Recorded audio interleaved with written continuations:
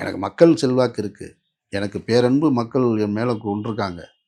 என்னுடைய கரூர் மரண நிகழ்வோ அல்லது எனக்கு வரி கட்டலைன்னு சொல்லி நீதிமன்றத்திலேருந்து வர்ற உத்தரவோ, நான் பத்திரிகையாளர்களை சந்திக்கலையோ, என் மீது எவ்வளவு குற்றச்சாட்டுகள் என்னுடைய மனைவி விவகாரத்தை செஞ்சாங்களோ, எவ்வளவு இருந்தாலும் என்னுடைய மக்கள் என்னை நேசிக்கிறாங்க அப்படின்றதுக்காக நான் தொடர்ந்து தவறே செஞ்சுக்கிட்டே இருக்க முடியாது.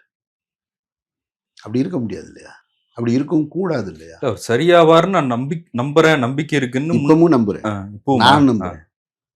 சரி ஆகணும்ல ஒரு மனுஷன். எல்லாரும் சரி ஆவாங்கல்ல, பக்குவம் அடைவாங்கல்ல. ஒரு வயது தெரியாம செஞ்சா சரிப்படுத்தலாம். இப்ப தெரிஞ்சே செஞ்சாருன்னு நீங்க ஒத்துக்கிறீங்க. இதைத்தான் நானும் சொன்னேன். தெரியுது, இதைத்தான் நானும் சொன்னேன். அப்போ விமர்சனம் வரும்னு உங்களுக்கு தெரியாதா? தெரியும். அதே சார் தெரியாம இருக்கும். விமர்சனம் வரும்னு தெரியும், அது பரவாயில்ல. இப்போ அதையும் கூட நார்மலைஸ் பண்ற மாதிரியான உங்க தொண்டர்கள் பேசுறாங்க. எல்லாரும் நார்மலைஸ் பண்ணதான் சார் செய்வாங்க. யார் தான் அப்படி இல்லை, எல்லாரும் சார். நித்யானந்தா கையும் களவுமா மாட்டினார் சார். நார்மலைஸ் ஆயிடுச்சா இல்லையா? அவர் தனிநாடு போயிட்டாரா இல்லையா? நீங்கள் நல்லா கவனிக்கணும். அவர் ஒரு நடிகையோட படுக்கறையில் இருந்த காட்சி வர்றதுக்கு முன்னாடி வரைக்கும் அவர் மாநிலத்தில் ஒரு பிரஜையாக இருந்தார்.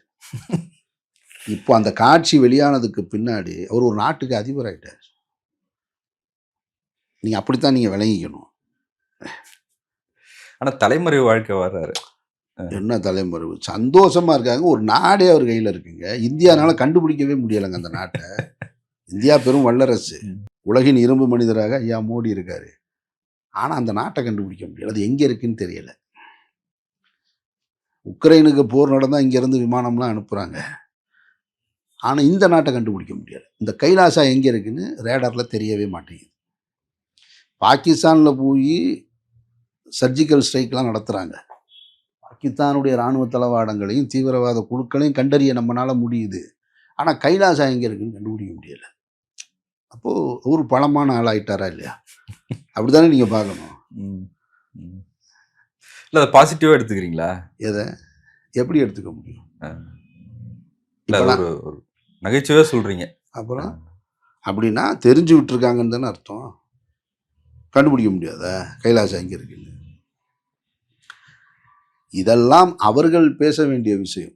அவர்கள் பேசாமல் நாம் பேசுவதில் அது ரொம்ப அதை கொச்சைப்படுத்த வேணாம். நான் அப்படித்தான் போகிறேன்.